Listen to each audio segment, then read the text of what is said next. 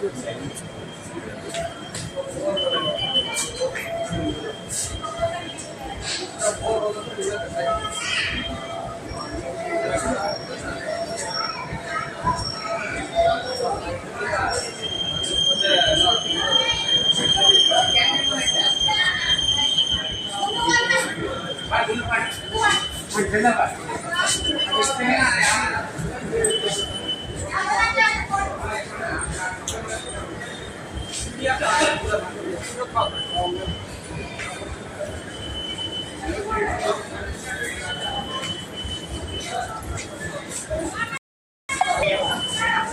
ನಮಸ್ತೆ, ನಿಮ್ಮೆಲ್ಲರಿಗೂ ಶುಭ ದಿನ.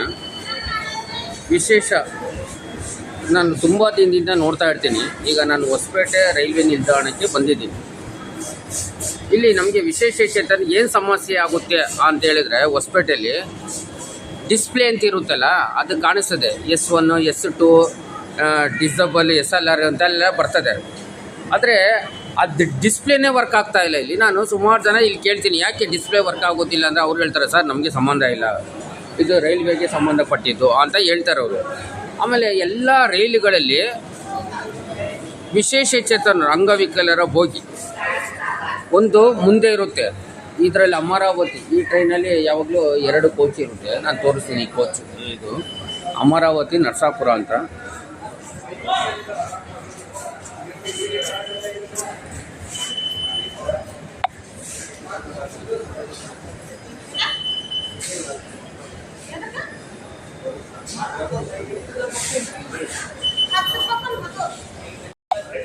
ಇದರಲ್ಲಿ 2 ಕೋಚ್ ಬರುತ್ತೆ.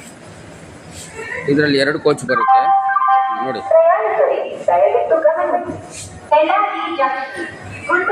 ವಿಜಯವಾಡ ವಾಸವಾಗಿ ಹೋಗುವ ಗಾಡಿ ಸಂಖ್ಯೆ 1222 ನರಸಾಪುರ ಅಮರಾವತಿ ಎಕ್ಸ್ಪ್ರೆಸ್ 1ನೇ ಪ್ಲಾಟ್ಫಾರ್ಮ್ನಿಂದ ಹೊರಡಲು ಸಿದ್ಧವಾಗಿದೆ. Your attention please.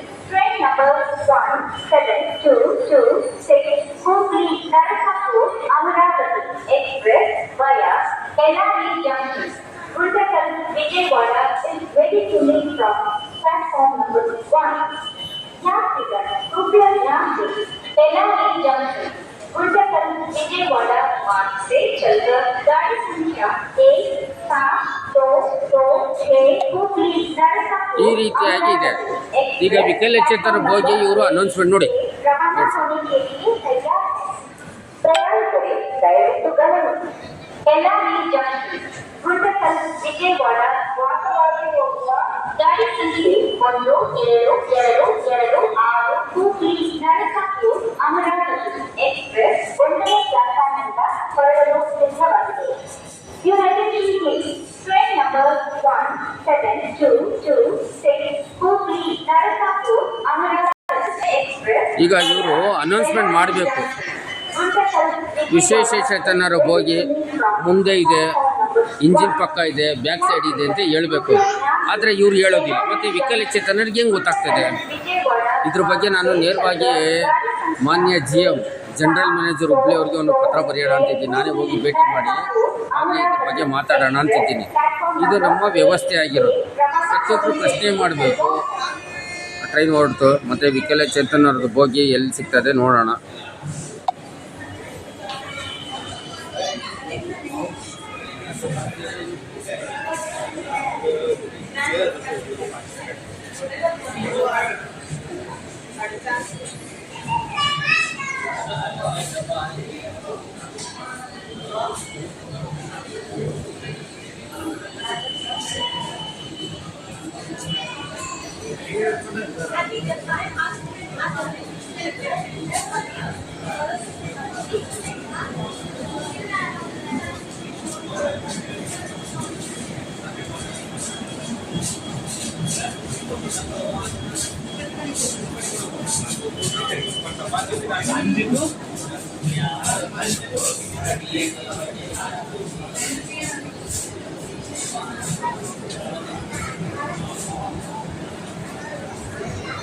चाय गुड वाशरूम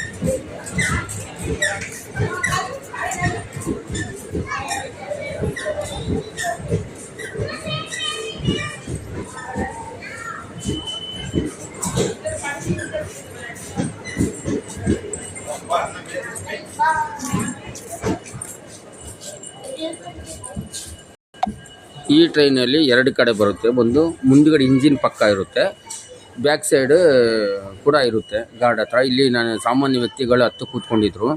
ಇದ್ರ ಬಗ್ಗೆ ನಾನು ಆನ್ಲೈನ್ ಕಂಪ್ಲೇಂಟ್ ಮಾಡಿದೆ. ಆವಾಗ RPF ಅವರೆಲ್ಲ ಬಂದು ಕೊಪ್ಪಳದಲ್ಲಿ ಇಳಿಸಿದ್ದಾರೆ.